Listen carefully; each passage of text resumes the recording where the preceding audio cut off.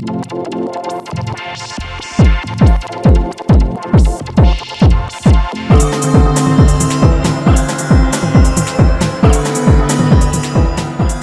fellow Cybertronians, and welcome to Transformers Comics Decoded, the show where I do a panel-by-panel breakdown of my Transformers comic book collection. I'm your host, Bartatron. We've got a lot to cover this episode, so let's roll out! The Transformers Spotlight Orion Pax. Story by James Roberts. Pencils by Steve Kurth. Inks by Juan Castro. Colors by Jay Abertov and Graphics Lava. Cover A art by Steve Kurth. Cover B art by Livio Romandelli. Retail incentive cover art by Clayton Crane. The Transformers story so far. One day, he will be known as Optimus Prime. But millions of years ago, during the early days of the conflict between Autobots and Decepticons, he was a peacekeeper named Orion Pax, and he's about to get a taste of what the future holds for him. Omega's Conundrum. 4 million years ago, 10,000 feet above Cybertron. We begin our story with Orion Pax strapped to the back of a rocket. It appears to be heading straight for a city. Autobot headquarters. Earlier. Wheeljack seems to be impressed with himself as he presents Orion Pax with a new body. For a new era. Wheeljack seems eager to hear Orion Pax's first impressions on the new body. Pax wonders what happened to his lucky faceplate. It moved when he spoke. Wheeljack's reply is, well, mouths are in and faceplates are out. All jokes aside, Orion Pax seems pleased with his new body, and he can't wait to field test it. Wheeljack advises him to take it easy as the transformation cog might take a while to recalibrate to the new limbs. Kaput confirms what Wheeljack has to say, and advises Pax to use incremental reconfiguration, and if his body resists, try not to force it as it's probably not meant to bend that way. He reminds Orion Pax that Rung will be around to provide counseling, and also help him adjust to the loss of his old body. Rung offers him a couple data pads with info on how to cope with a body transplant. Issued by the Functionist Council, Orion politely turns them down. He's not into self-help books. Pax intends on going back to his original body once this is all over. Another bot enters the room and kinda gives him a hard time about it, telling him never turn down an upgrade. It's Zeta Prime, but he prefers just Zeta. Zeta Prime knows the new Senate has a lot to prove, but right now he just needs Orion to follow him. Orion says he'll always follow him. He meant just to the next room. Nightbeat has a presentation to make. Nightbeat seems to know where the Decepticons are holding Ratchet, the Rust Spot, the most treacherous, hazardous, dangerous stretch of land on the planet. The Rust Spot seems to be a place to avoid. Nuke winds, toxic sludge swamps, and corrosive mists that play havoc with navisystems. In other words, no one flies in or out. Zeta Prime states that the Rust Spot is virtually unmappable, but they think there's a network of tunnels underneath, and Orion Pax in his new body will be perfect for navigating the terrain. The plan? A good old-fashioned hostage exchange. Anything it takes to get Ratchet back. Zeta Prime informs Pax that he won't be going alone. Nightbeat will be there, as a hostage negotiator, and he will also be accompanied by Cybertron's foremost philosopher, polymath, and public intellectual, not to mention the world expert on Rust Spot navigation. Alpha Trion. Orion Pax seems pleased by this, to which the response is, pleasure is a distraction from the pursuit of truth. Alpha Trion then begins to give a history lesson on the logo the Autobots have chosen for their new sigil. Nightbeat replies with a witty remark. He seems to be eager to get going. Alpha Trion questions if the prisoner is inside. He is reminded that they are not here to engage with the prisoner, whoever he is. He then questions how they can be certain that anyone is even in there. Who has heard of Omega's conundrum? When something ceases to be observed, how can we be sure it continues to exist? A closed box is unknowable. We must open it. This is going to be a long journey, Nightbeat whispers to Orion Pax. 113 clicks into the rust spot. AUTOBOTS begins to give directions to a spot that will provide them some cover, and Orion Pax is a little curious on how he knows so much about this place. Have you heard of Metroplex? AUTOBOTS asks. Orion says he's heard the legends, but he's not sure they're true. AUTOBOTS states that Metroplex was real, and they used to explore the planet together. That's how he knows the topography so well. Nightbeat calls AUTOBOTS a big picture guy, whereas he's more about the small details. Out of the mist, a circular blade comes flying at them, nailing Nightbeat. Orion Pax orders everybody into attack position. AUTOBOTS warns them that this is Slicer territory. Nightbeat wonders where this warning was just a few minutes ago.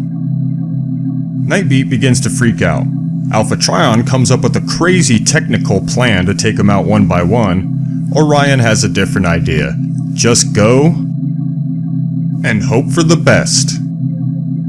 With razor-sharp claws and blades all over their bodies, these creatures were made for killing.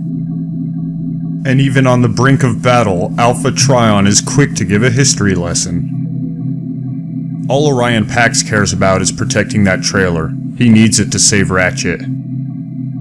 Nightbeat seems impressed on how well AUTOBOTS handles himself in battle. They've gained the upper hand, and the Slicers begin to retreat. Orion seems to be covered in Slicer blades. As he pulls one out of his face, he notes that a faceplate would have stopped that one. During the commotion, the trailer has taken some damage and ended up empty. Omega's conundrum in action. Pax fears the prisoner is long gone. Then a cry comes out from the mist. AUTOBOTS has found him. Nightbeat found him also. 2 prisoners? Rack and Ruin. They happen to be Spark brothers. Triplets, in fact. The third one was destroyed years ago. Orion thought they'd be carrying someone more high profile, like Killmaster. Nightbeat seems a little thrown off by this as well.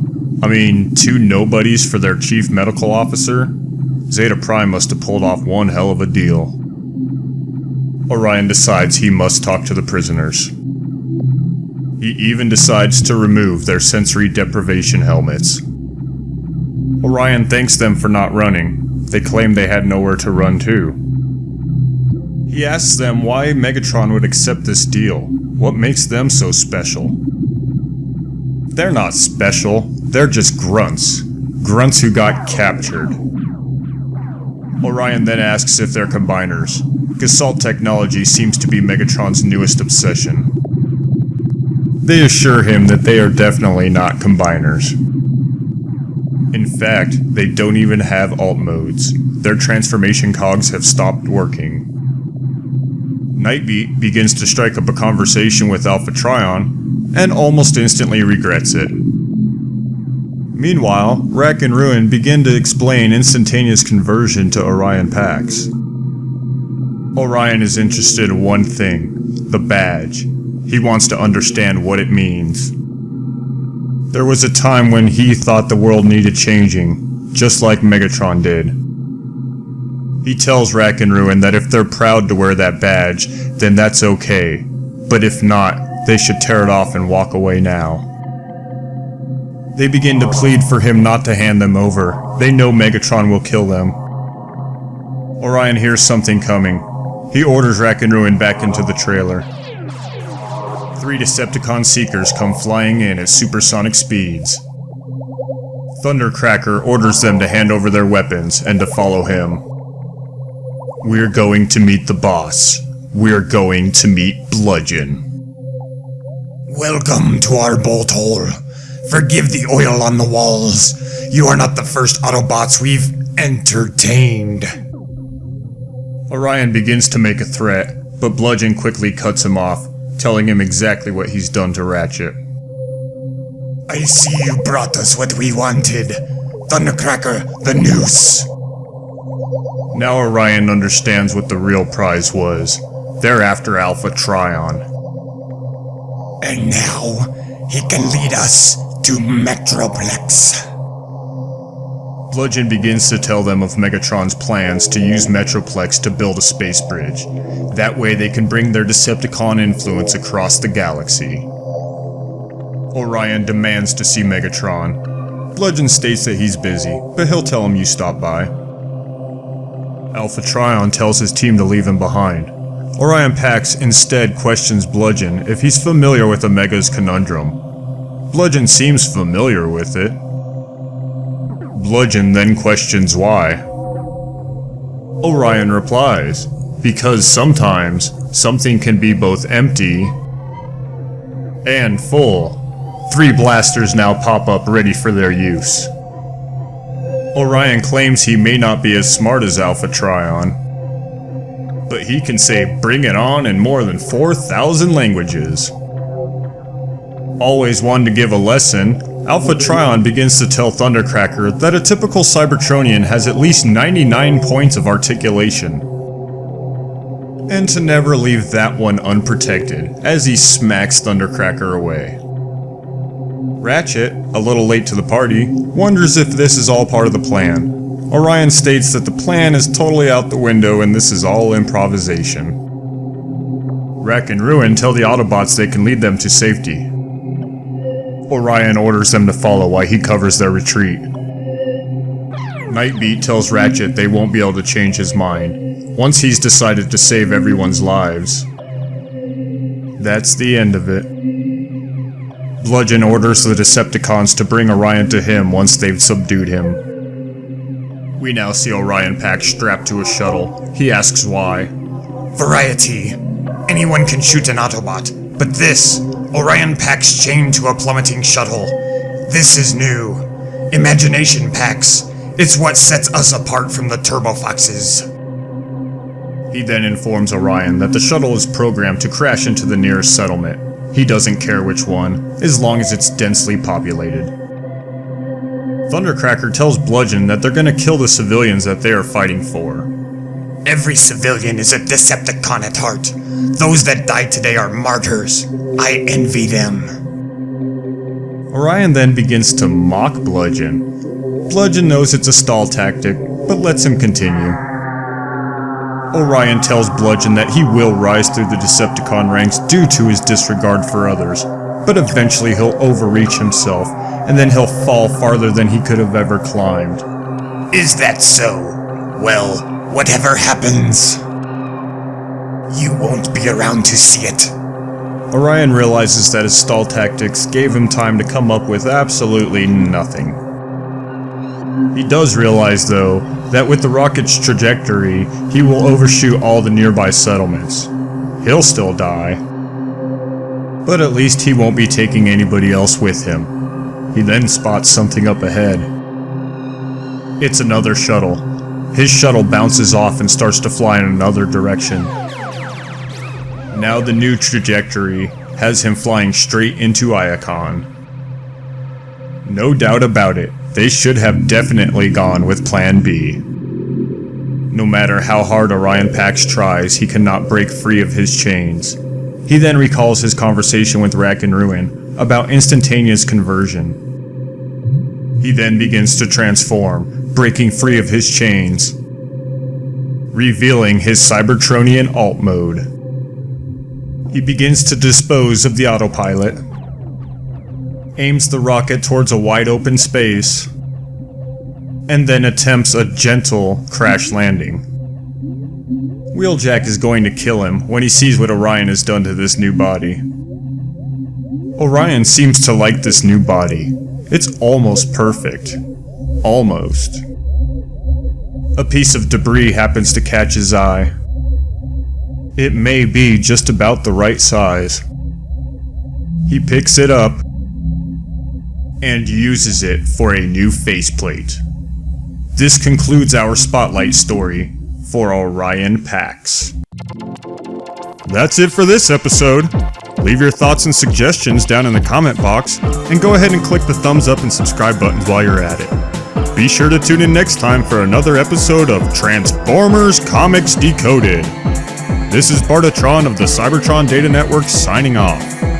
Till all are one. Thanks for watching. See you next time.